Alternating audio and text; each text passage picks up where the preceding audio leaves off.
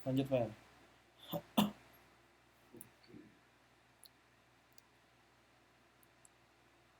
Ya, udah kelihatan ya. Kelihatan lah. Oh.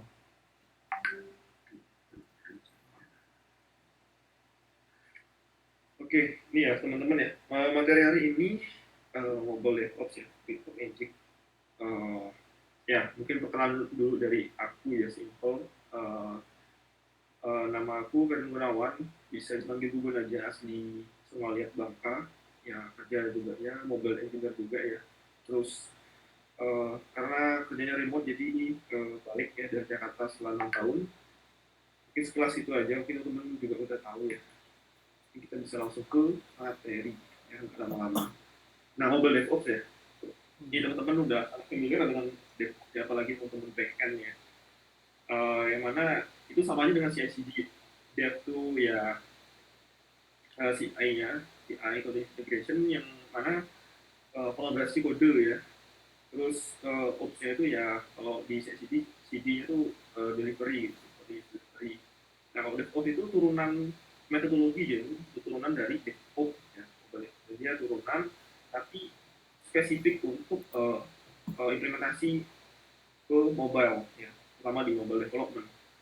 Nah, itu ya life cycle-nya ya kita tahu lah ya, mulai dari uh, apa namanya build, mulai dari code-nya, code, build, test, release, ya. Terus deploy, upgrade, monitor, balik lagi ke plan, kayak gitu aja, terus ada feedback gitu kan, biasanya ada fitur baru.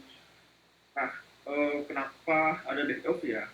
Biar kita bikin sistem ya, workflow-nya itu ini lebih simple, lebih minim error, lebih cepat, lebih apa namanya, lebih otomatis kayak gitulah ya, mengurangi resiko-resiko yang dari human error kayak gitu. Terus dan banyaklah konfigurasi yang dari manual kita bisa otomatis kayak gitu. Jadi nggak perlu lagi pakai local machine yang dimana ya di di execute atau di Adu Studio punya aku error, tapi di teman-teman nggak error kayak gitu kan bingung ya. Mobilnya dari punya teman yang lain aja hari ini kayak gitu. Padahal ya itu harusnya tugas, misalkan tugas sebuah leadnya kayak gitu. Tapi kan itu jadi suatu masalah kayak gitu. Tapi kalau pakai sistem kayak gini, kita uh, bisa satu environment yang kita setup itu udah pasti works ya. Kalau nggak works ya itu berarti memang ada masalah, bukan karena error di instalasi di lokal mesin teman-teman engineer kayak gitu lah ini. Simpelnya kayak gitu. Nah ini salah satu ya, banyak contoh platform CI/CD ya atau services untuk mobile development.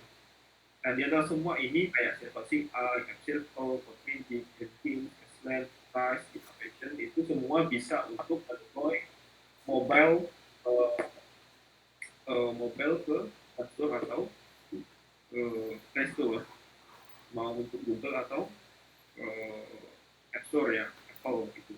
Jadi semua ini support, tapi beberapa dari platform ini memang spesifik ya, spesifik untuk mobile. Maksudnya dibikin atas dasar nge-solve masalah di mobile. Contohnya adalah CodeMagic, AppCircle, Bitrise, dan Fastlane. Nah, kalau Fastlane ini adalah dia open source ya, buat mendeliver APK atau IPA itu gratis. Jadi kalau kita mau pakai Fastlane, kita biasanya collab dengan apa namanya CI/CD bawaan dari misalkan dari GitHub atau dari GitLab atau dari Gitmarket gitu. Contoh yang paling sering perusahaan gunakan dalam mobile CI/CD itu adalah GitHub Action. GitHub Action dikombin dengan Fastlane. Termasuk ya kantor saya sekarang juga pakai itu sebenarnya, tapi sekarang lagi migrate ke Magic dan ya udah selesai, tinggal sebut aja kayak gitu. Jadi ini bisa kita pakai. Nah, tapi kalau teman-teman misalkan mau lebih instan gitu kan, lebih instan, lebih portable, lebih khusus untuk mobile gitu kan, artinya nggak susah, itu udah ada untuk Magic, Capsule, sama Vitras. Nah, hari ini kita mau fokus ke Magic sih. Jadi setelah apa namanya, ya pengalaman saya ya, pertimbangan perusahaan-perusahaan ya di luar negeri ataupun di Indo khususnya, itu kebanyakan kan kalau untuk development itu prefer menggunakan teknik ketimbang yang lain kayak dan atau Bitrise. Nah, Bitrise juga bagus dan paling lengkap itu sebenarnya Bitrise karena dia memang sudah platformnya sudah lama tapi dia sangat enterprise sekali ya. Maksudnya per bulan itu dia kita mesti bayar sampai belasan juta lah kira-kira gitu. Tapi sedangkan Token itu ada personal use-nya. Kita dapat 500 unit nanti ya kita ada belasan sekilas lah ya. Kemudian ada Jenkins ya ini cukup jadul lah ya. Masih dipakai juga kan yang lama, tapi itu lebih ke automatic test aja sih. Karena dia lengkap juga bisa reportingnya lengkap ketimbang yang lain. Kemudian ada App Circle ini aku pernah menurut karena ini paling baru. Kemudian Circle CI ini termasuk Flutter Framework juga deploynya kontra pakai Circle CI. Pokoknya aplikasi-aplikasi yang apa namanya yang di open source kayaknya juga sering pakai ini. Oke, kita move ke Magicnya ya. Jadi simpelnya kita itu lebih apa ya pendekatan ke automatic deployment sebenarnya. Jadi mobile network itu ya ujung-ujungnya kayak itulah intinya. Dan kita nggak akan melakukan manual deployment setiap kita mau rilis gitu, mau itu uh, untuk build ke QA, ya kan, atau build untuk staging, berbeda flavor, mau langsung ke rilis kayak gitu. Bayangin kalau kita ke manual deployment, jadi setiap PR itu kan mesti sama gitu kan harus secepatnya di testing dengan QA. Ini gimana coba capeknya jadi seorang nggak leadnya mau nge-build gitu belum kalau ada error-error di lokal kayak gitu kan. Nah ini ada prosnya nih kalau pros and cons lah ya mau manual deployment ataupun automatic deployment. Nah kalau untuk keuntungan dari manual deployment itu fleksibel pasti ya.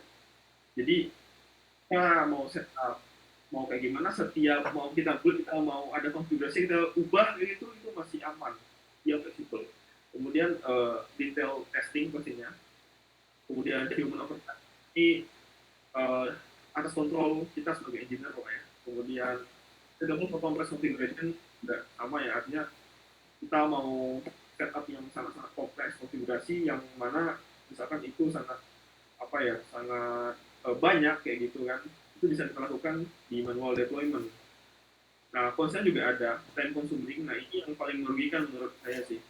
Time consuming, kemudian error prone lag jadi bisa jadi build hari ini berbeda dengan build besok gitu dan juga errornya juga bisa berbeda kayak gitu.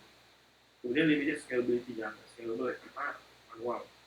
Kemudian automatic deployment pastinya efisiensi ya dan speed kecepatan dan efisiensi itu pasti kita dapat karena otomatis kita nggak perlu apa ya menunggu apa namanya export kita selesai nge-build kayak gitu kan ya dimana kalau udah otomatis ya kan bisa coding gitu kan bisa melakukan hal yang lain gitu.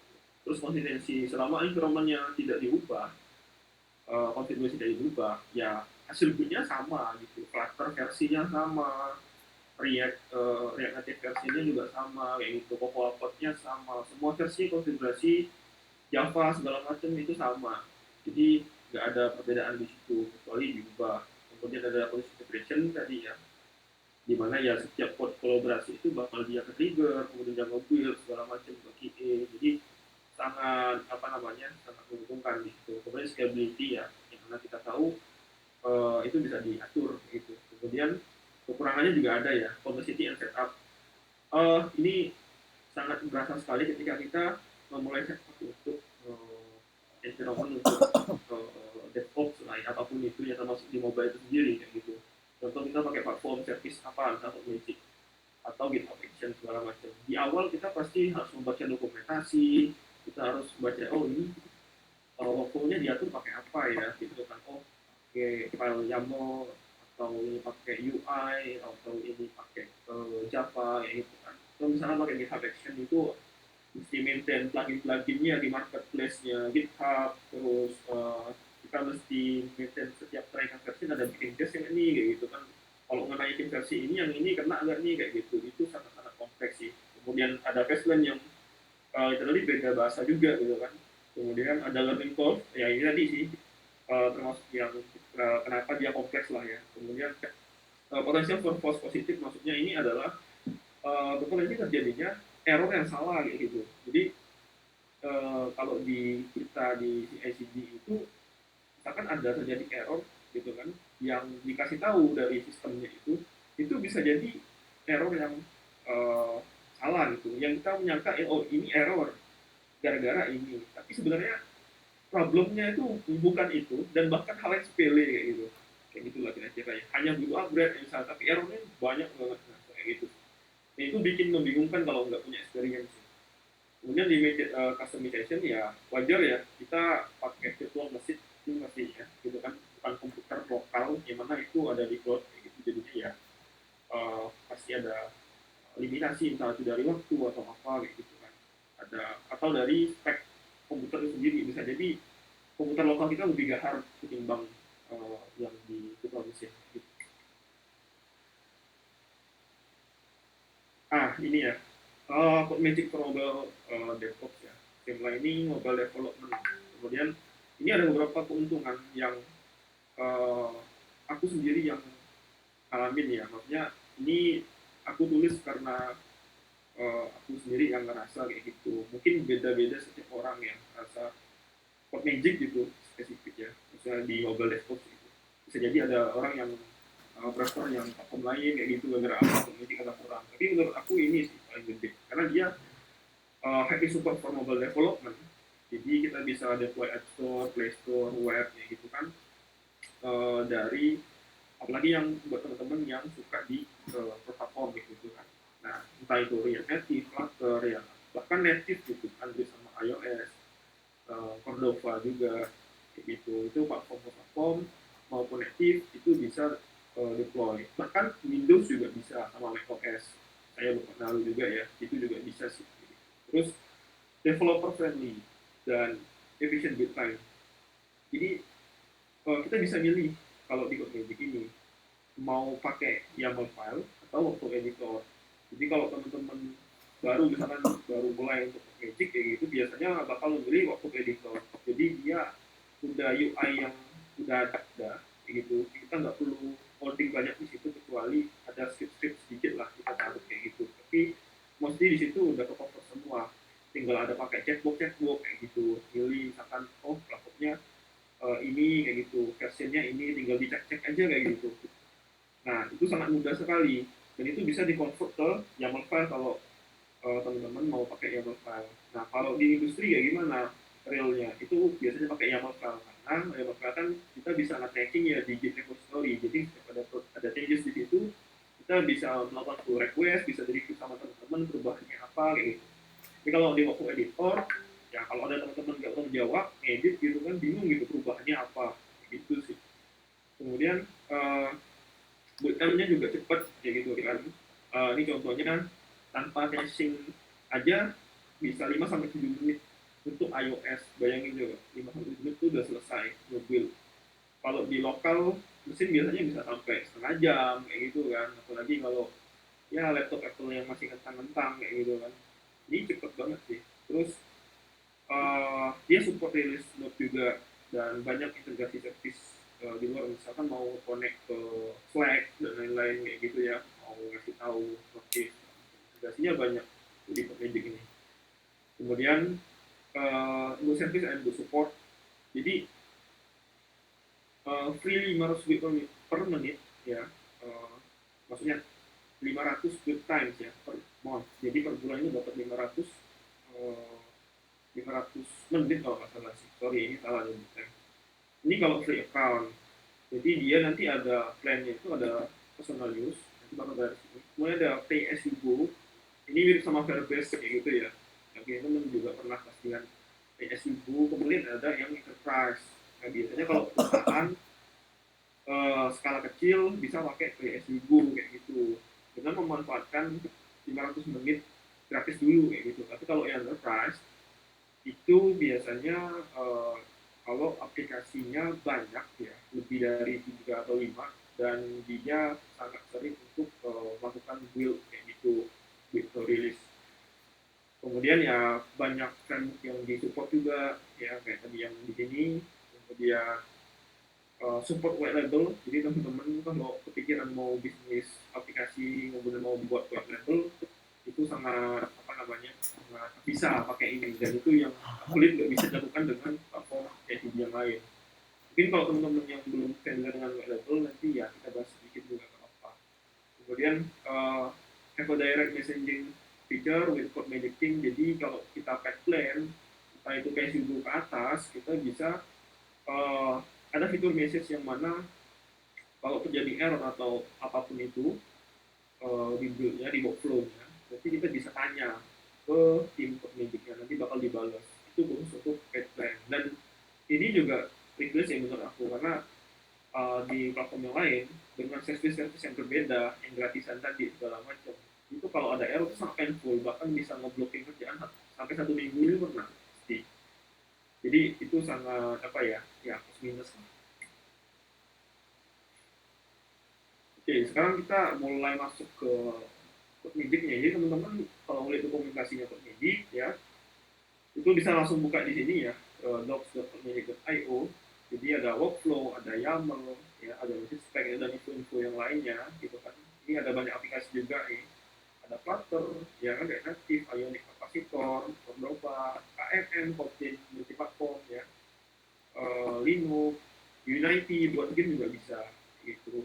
.NET UI ini kalau teman-teman pernah apa namanya bikin aplikasi itu banyak cara ya untuk ambil sama iOS.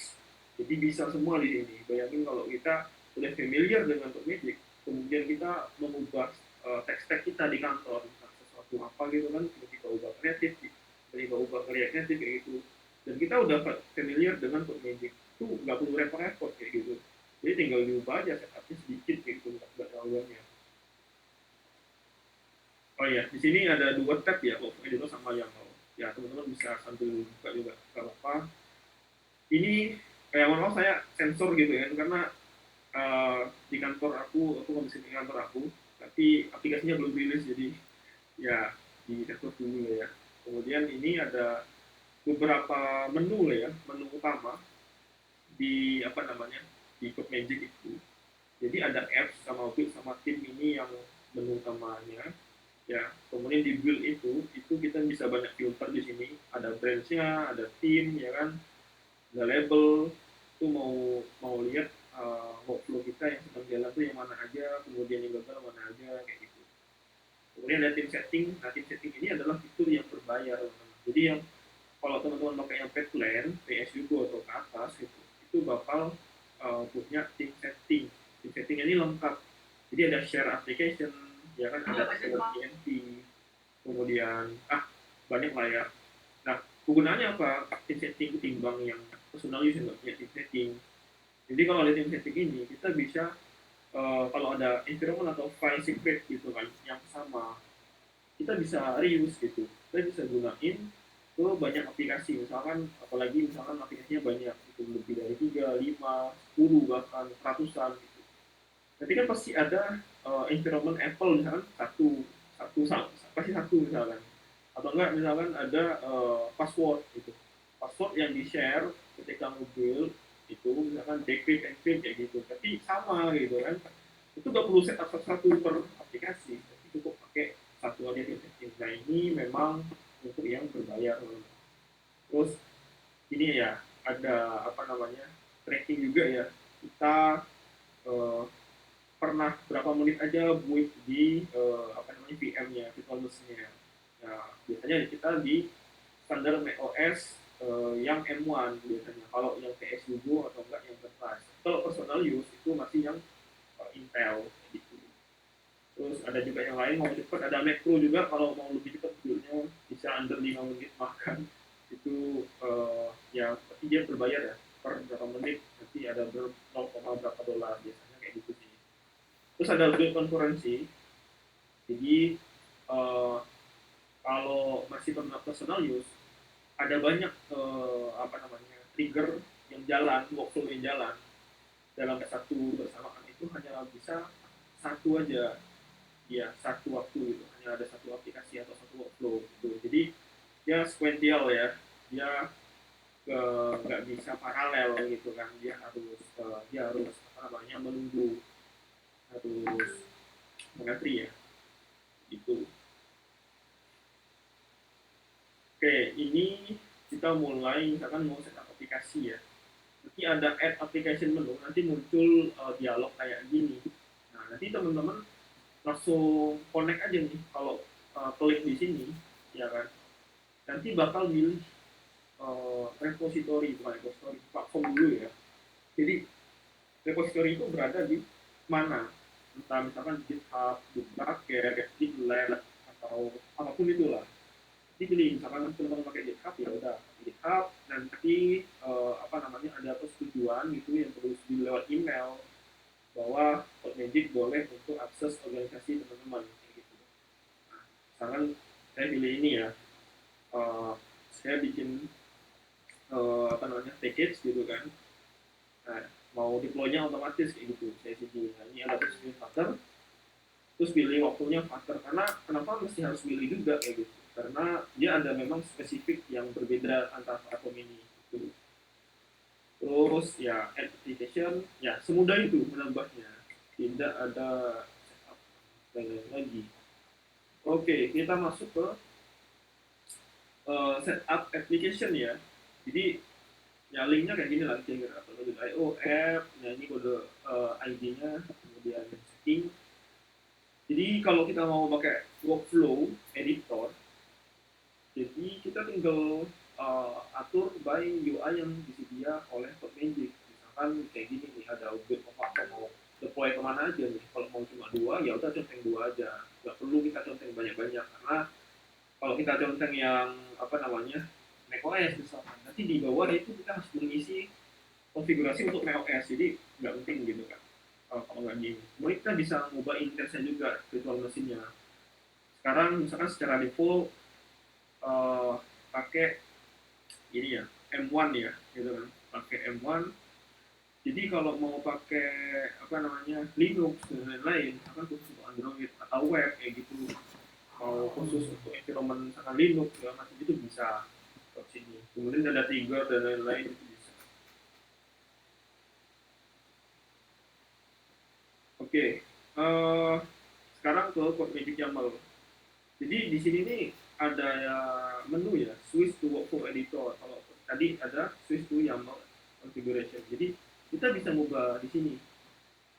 Nah, bisa ngubah mau pakai workflow tadi yang UI atau mau pakai ini ya apa namanya YAML file konfigurasi dengan format YAML gitu. Jadi kalau teman-teman udah apa ya sangat familiar dengan YAML kayak gitu kan, entah itu di Paspec untuk Flutter atau kontainer untuk deploy di backend segala macam, biasanya pakai format YAML gitu karena ini yang paling modern lah ya.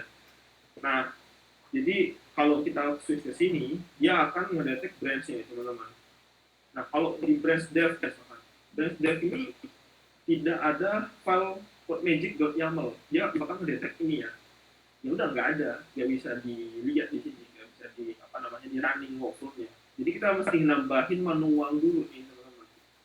Nambah manual ke GitHub repository kita. Nanti kita bisa melakukan setup CI/CD workflow misalkan.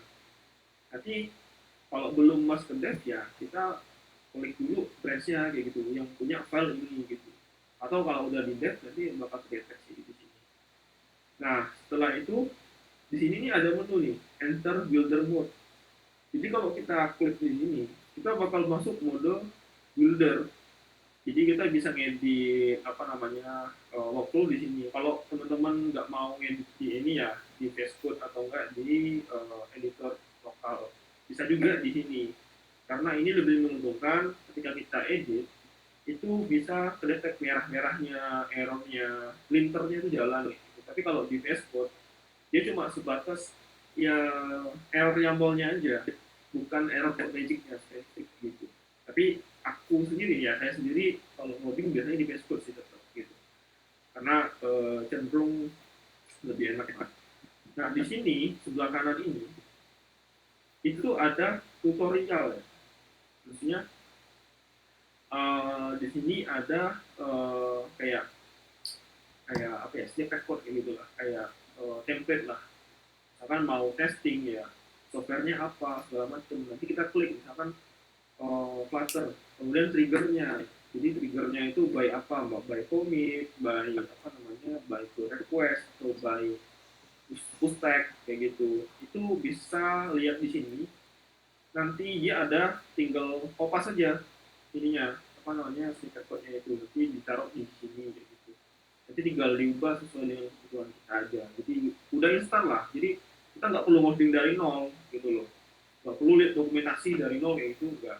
Atau bisa juga lihat di example dari GitHub dari CodeMagic itu mereka udah nyediain untuk Flutter, workflow ini atau untuk iOS workflow ini itu kayak gini contoh YAML yang lengkapnya kayak gitu. Jadi kita tinggal pakai yang kita butuhkan aja.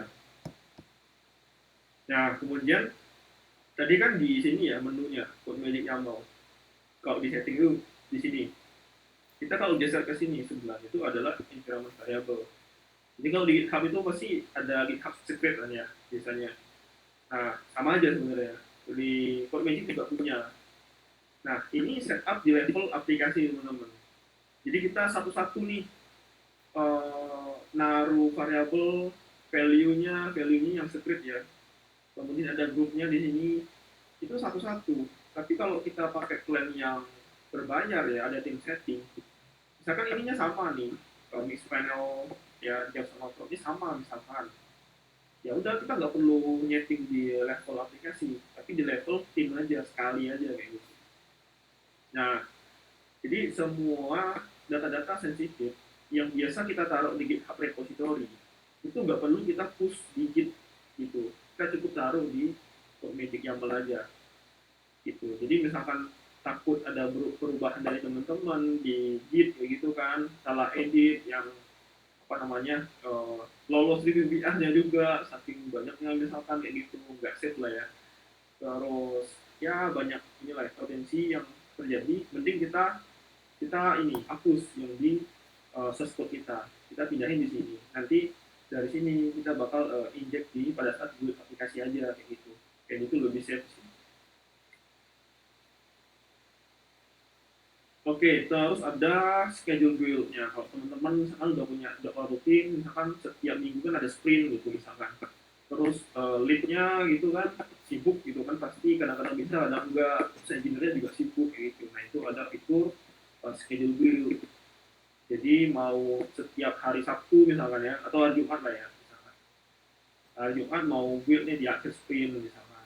Nah, mau jam berapa, berarti UTC ya jamnya. Ini harus diperhatikan juga ya itu mau brand apa misalkan brand release kayak gitu ya ya udah otomatis gitu. Jadi misalkan hari Kamis kita udah selesai apa namanya coding ya kan sudah selesai udah buat brand release yang udah buat apa namanya siap-siap untuk di tes kayak gitu atau enggak buat di uh, deliver ke Play Store atau App Store ya. Kalau nggak mau trigger sendiri gitu kan mau udah otomatis setiap jam sekian ya gitu itu bisa.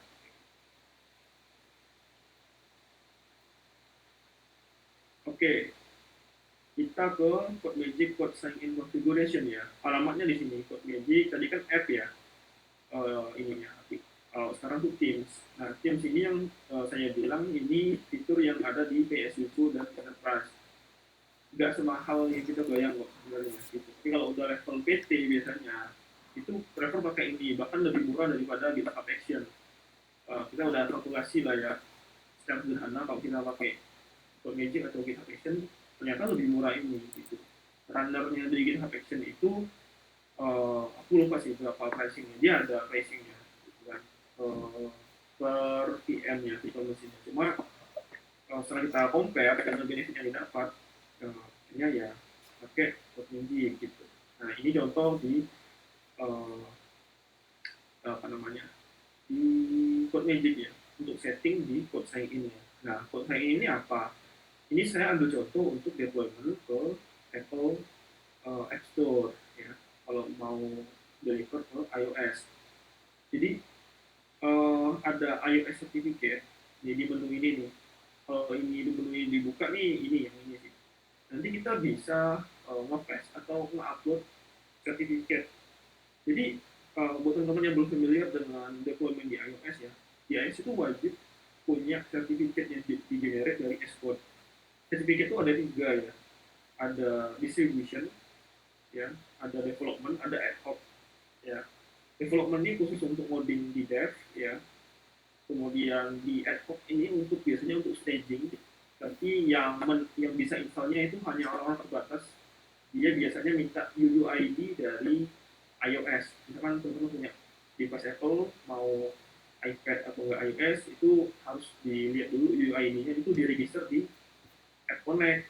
Nah, cuma dia yang boleh install, yang bisa install. Yang kalau versi certificate ad hoc. Tapi kalau yang distribution, itu yang khusus untuk deployment ke export kayak gitu. Nah, contoh kayak gini kayaknya production ini untuk sertifikatnya jenis untuk deployment ke production gitu. Nah, setelah sudah upload, satu sertifikat ini kan bisa digunakan untuk banyak profile. Nah, profile ini adalah ini ya apa namanya setup ya atau environment apa namanya dari App Store atau App Connect untuk identifikasi bundle ID atau aplikasi yang unik. Setiap aplikasi itu punya sesuatu yang unik, nggak bisa sama bundle ID-nya. Jadi dia butuh profile untuk mematching antara sertifikatnya valid atau enggak dengan bundle ID yang ada di aplikasi kayak gitu. Jadi satu sertifikat ini bisa digunakan banyak profile. Nah, contohnya apa? Profile itu buat apa sih kayak gitu? Selain untuk membedakan sertifikasi, di satu aplikasi itu sendiri bisa banyak profile teman-teman. Tergantung dengan flavor. Jadi dia kalau flavor dev ya udah profilnya yang misalkan aplikasi GitHub ya, GitHub dev, GitHub staging, GitHub production kayak gitu-gitu. Nah itu bisa satu sertifikat. Ya semua semua aplikasi yang kita punya, semua flavor atau environment yang kita punya itu bisa satu sertifikat. Jadi sekali upload aja, ini kita nanti tinggal fetch. Nah, jadi fetch profile ini itu langsung nge-hit dari App Connect. Kita bisa juga upload manual, kita drag gitu kan, kita download dari App Connect ini. Kita download, kita drag satu itu bisa juga. Tapi ada fitur ini fetch profile, jadi dia langsung fetch. Kok bisa langsung fetch gitu kan? Nah, sebelumnya ada ini, ada settingan juga di sini. Team integration namanya. Kalau kita bikin buat tim integration itu bisa milih ya teman-teman, ada berbagai GitHub, GitLab, Slack ya kan, Apple Developer Portal. Nah, yang warna hijau ininya aktif nih. Karena aku pakainya nih terminawan GitHub gitu kan. Itu jadinya ya dia bisa akses ke semua repository punya aku gitu. Mau itu private atau enggak mau public. Kemudian Apple ini ya, Apple Developer Portal dia bisa nge-fetch ini uh, keys ya, profile atau settingan konfigurasi yang ada di App Connect kayak gitu. Nah, ini contohnya nih, generated by Ken Gunawan misalkan ya, last use segini, teksnya app manager, ya kan ada developer, ada app manager. Jadi aku kasih code magic itu akses sebagai app manager, jadi dia bisa apa namanya melakukan konfigurasi itu. Jadi pihak ketiga saya bolehkan untuk melakukan konfigurasi ya, asal jangan taruh di level lebih atas yang lagi ya, itu bahaya gitu. Jadi minimal ya inilah maksimal ini. Kemudian kalau kita udah connect, ya kan di sini ada PID, ya kan di sini ini nanti ada apa namanya, ada file yang di download. Nanti kalau kita klik MSK ini nanti biasanya keluar kayak apa namanya form-form lah buat diisi PID-nya apa, secretnya apa, passwordnya apa, gitu-gitu. Nanti kalau udah connect dia keluar kayak gini nih, warna hijau. Terus ini ada misalkan GitHub, GitHub Apple kayak gitu. Nah, nanti bisa di copy GitHub Apple ini buat apa ini bisa di copy. Nama ini biar nggak typo, nanti buat kita taruh di Code Magic YAML. Code Magic YAML kan basisnya coding ya, jadi typing, jadi takut typo gitu. Tapi kalau workflow editor, kita nggak perlu ngepusingin kayak gini teman-teman. Karena dia langsung pakai klik aja itu anti typo sih. Nah itu plus minusnya. Nah ini salah satu contohnya ya. Uh, di Code Magic YAML itu ada definition. Definition ini yang beda dengan GitHub Action ya. Kalau teman-teman pakai GitHub Action kan dia per workflow itu dibedain dengan per file gitu kan. Misalkan file GitHub Dev, GitHub Staging, GitHub Prop itu beda-beda file gitu. Yang mana kita bisa kita kalau mau bikin workflow baru kita mesti copas ke workflow yang baru kayak gitu, terus modify lagi. Tapi kalau di CodeMagic itu kita cuma satu file aja, satu file, kemudian kita bikin definition, kemudian kita bikin variable. Ini sama-sama aja kayak modding sih. Kita bikin variable biar bisa di reuse nih. Misalkan kayak gini, uh, ini environmentnya kita mau pakai semua workflow kita tuh pakai Flutter 3, 7, 12, exportnya 14, 12, 14, 2 gitu kan. Pokoknya default, jadi ya default dari VDM-nya. Kita bisa panggil kayak gini nih, env version iOS ke script kita. Nah, kayak gitu. Misalkan decode variables iOS dev kayak gitu kan. Ya udah, kita panggil dengan kata kuncinya depannya tuh ada bintang.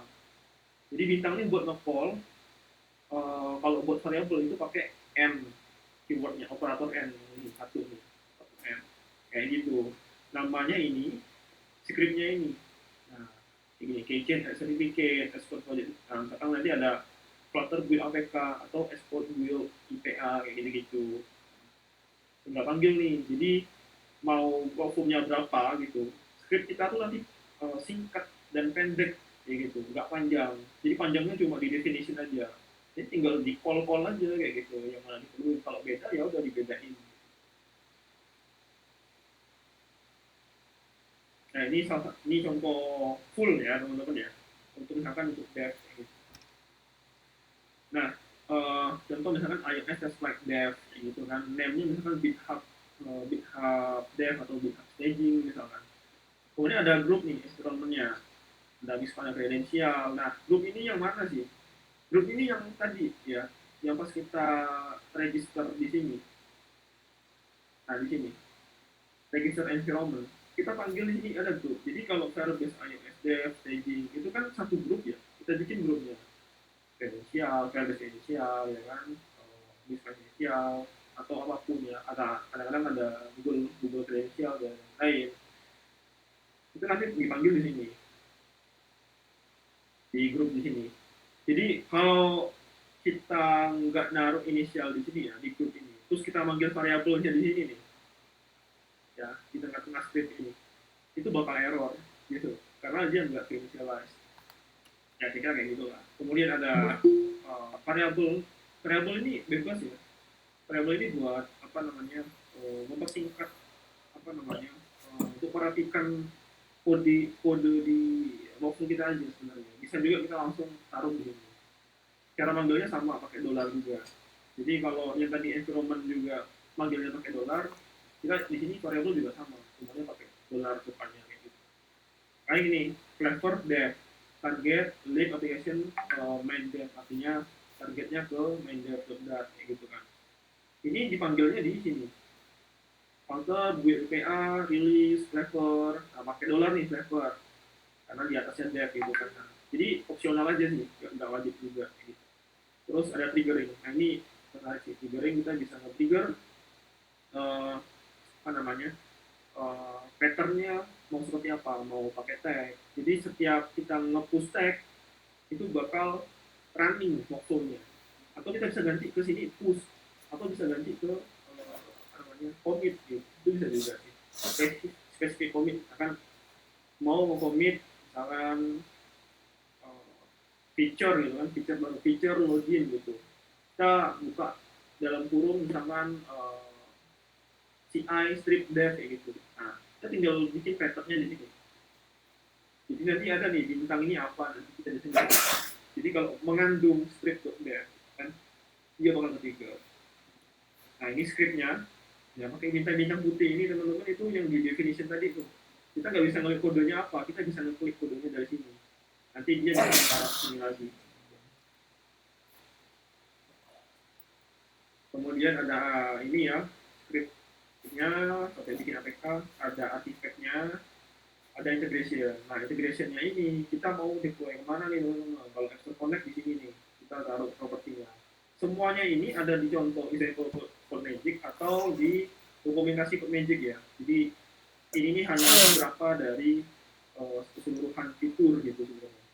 Nah, Extra Connect di sini nih adalah ID yang kita copy tadi teman-teman. Misalnya kayak GitHub, GitHub Apple yang tadi yang kita tadi habis integrasi dari Extra Connect. Nah, itu tadi dicopas taruh di sini. Kemudian publishingnya ada email develop. Nah ini juga variabel. Email develop ini isinya adalah uh, siapa aja email-email yang menerima notif ketika dia gagal maupun dia berhasil gitu. Kemudian App Store Connect. Nah jenisnya integrasi. Kemudian di sini ada banyak nih.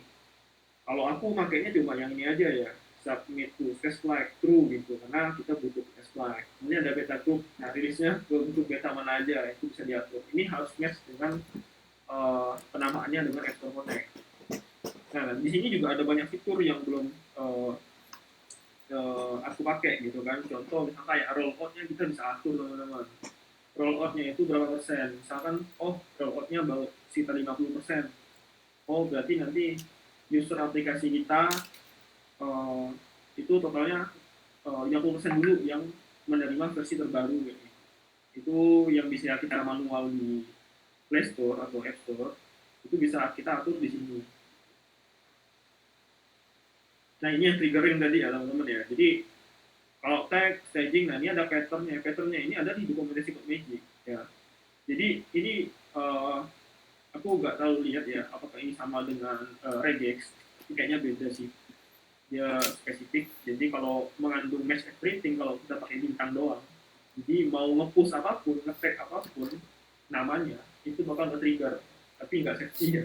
Artinya ya kita tidak menginginkan itu terjadi. Kemudian ada script diikuti dengan suffix gitu. Bintang, suffix, misalkan strip def, strip staging kayak gini nih. Nah kita bikin tag ya, V0042 strip def. Ya udah, kalau kita nge-push tag ke repository kita, tapi belakangnya kita taruh strip.def, ya udah, dia ke-trigger block-sumnya yang def sesuai dengan kita atur yang di yang mau tadi gitu.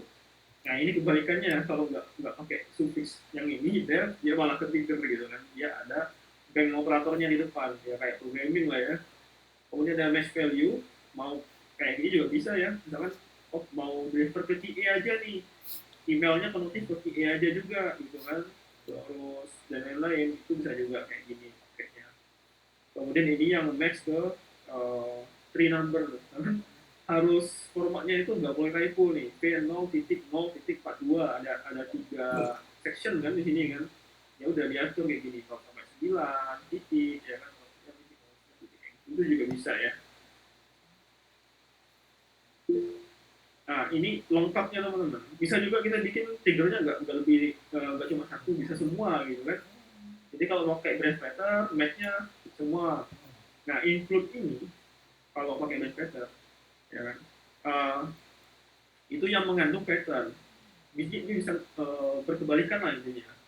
Mau itu atau eksklusif. Kalau source ini, kita kan PR itu kayak gini ya. Ada branch yang source, ada target gitu kan. Nah, itu mau pattern yang pakai mana? Ini nama branch ya, maksudnya. Jadi kalau nama branchnya ini misalkan login nih, branch login, mau PR ke branch dev. Nah, kalau kita source-nya true, berarti kalau dia apa namanya branch, misalnya ini login ya patternnya, dia harus branch dari yang kita bikin gitu, namanya login. Tapi kalau mau targetnya ke dev bisa juga, nanti kita taruhnya di sini dev gitu patternnya, tapi source-nya itu adalah false gitu. Artinya targetnya mengandung dev, siapapun yang PR dia bakal berpikir. Nah itu ujung-ujung aja sih, tinggal dibalik-balik aja.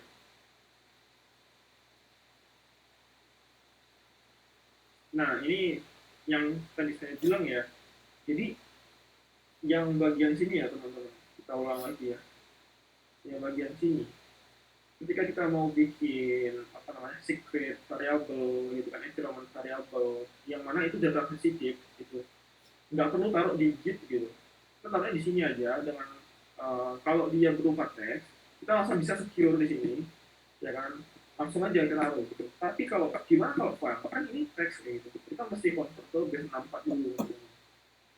Kalau di Mac ya kayak gini ya, di Mac. Nah Jadi cat ini buat membuka filenya, kemudian kita base 64 dia kita encode gitu, kemudian kita copy taruh yang di code magic tadi. Nah di scriptnya kita kan encrypt gitu kan.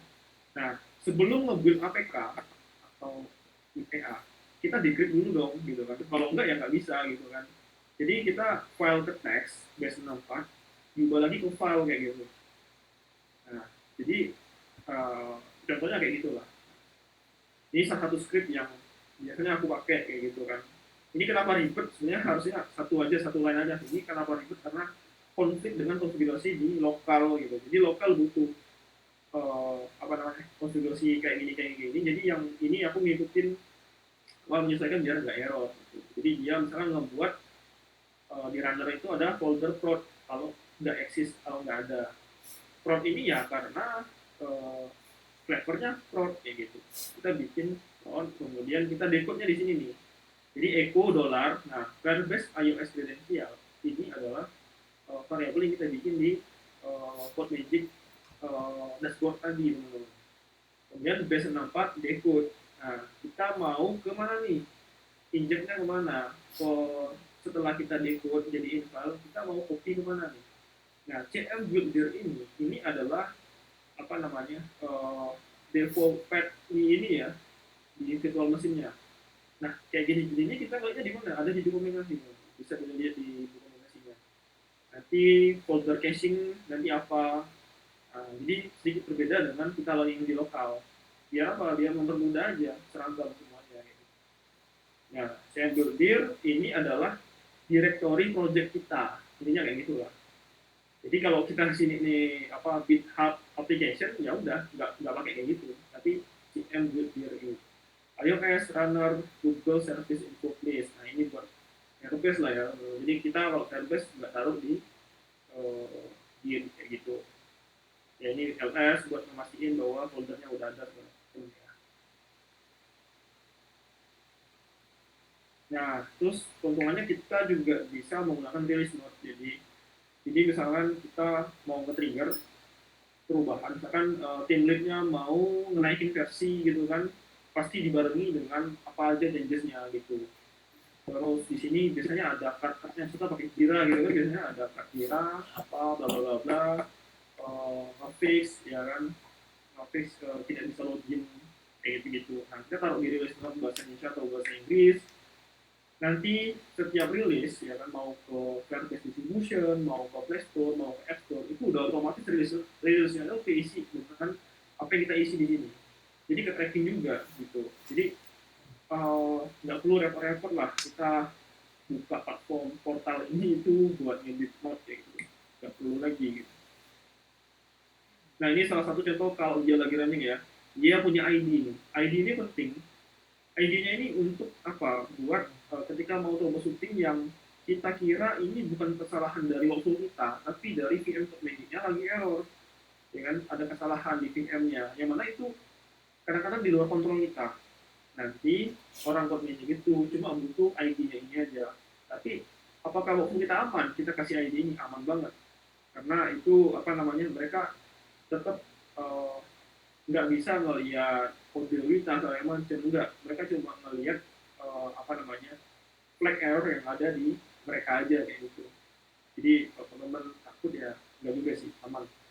Terus ya ini ada durasi, ini ada mesinnya, branch-nya, commit-nya, buat mastiin aja. Ini ada artifact kalau dia udah berhasil gitu. Artifact ini bisa di-download gitu. Kenapa masih ada artifact? Ya siapa tahu kita mau download dan mau publish manual gitu. Dan kita nggak mau naruh publish secara otomatis di sini gitu. Kita ada alasan tertentu misalkan, itu bisa.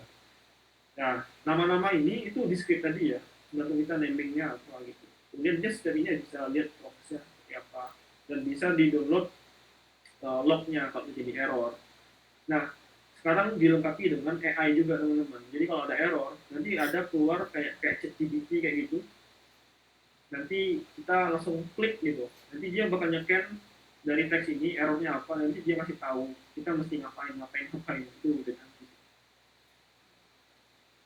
Nah ini code magic support tuh ada dua ya. Kalau kita mau gratisan, kita nggak ada paid plan gitu kan, kita bisa buka ini teman-teman, github.com code magic ini discussion, atau di googling aja langsung gitu kan, code magic discussion. Kita bisa langsung Q&A di sini, nanti ada voting segala macam. Biasanya itu dijawab, apapun maupun gratisan itu dijawab. Tapi kalau teman-teman pet plan itu langsung ke sini aja, di code magicnya aja langsung. Ini contoh real case aku nih, ya kan? Aku bilang nih, punya aku nih ada problem nih, no artifact were found gitu kan. Kenapa gitu? ID-nya ini. Nah, nanti dia bakal email ke sini nih, ya kan? Kayak gitu. Dia cepet sih balasnya. Cuma aku udah ketahuan kenapa, ternyata masalahnya di aku gitu, scriptnya ada yang kurang, kayak gitu lah kira-kira. Nah kalau di sini juga bisa, tapi yang flat plan menurut aku nggak perlu ke sini sih, karena di sini kadang lama kan. Tapi bisa juga kasih label pet plan di sini. Jadi kan di GitHub discussion itu ada label-label gitu kan, ayo lab pet plan itu biasanya di prioritas sih kalau apa namanya bertanya gitu. Oke, ini bonus ya, sebenarnya udah selesai. Ini bonus code magic pet label. Jadi code magic itu sekarang bisa support web label. Jadi web label itu adalah kayak gini. Kita punya aplikasi dengan satu source code, tapi kita bisa deploy ke banyak aplikasi yang berbeda. Hanya membedakan labelnya saja. Label ini maksudnya apa? Kayak nama aplikasinya, logonya, tema aplikasinya. Tapi dia sama aplikasinya gitu. Contohnya kayak kayak apa gitu. Biasanya kita misalnya punya customer gitu kan. Customer kita banyak. Atau kita punya aplikasi base kayak LMS gitu. LMS application misalkan ya. Nah, ada yang mau beli LMS ke kita. Nah, kita sosmednya cuma satu, tapi ya udah kita tinggal ganti logonya mereka aja, gitu loh, tema mereka aja gitu. Tapi kalau di aplikasi gimana? Ribet kan? Mau deploy, misalkan maintain nih, mau maintain ada 1.000 aplikasi yang udah pakai software kita gitu kan. Kita mau update aplikasi, terus segala macam. Nah, itu udah bisa sistematis gitu. Jadi, customer tuh bisa ganti logonya itu by dashboard, ganti title-nya by dashboard, ya kan, ganti nama aplikasinya by dashboard. Tapi ya kita tinggal trigger aja. Nah, jadi code magic itu bisa mengakomodir itu. Ini udah selesai ya sebenarnya teman-teman. Tapi kita sedikit bahas di code magic label.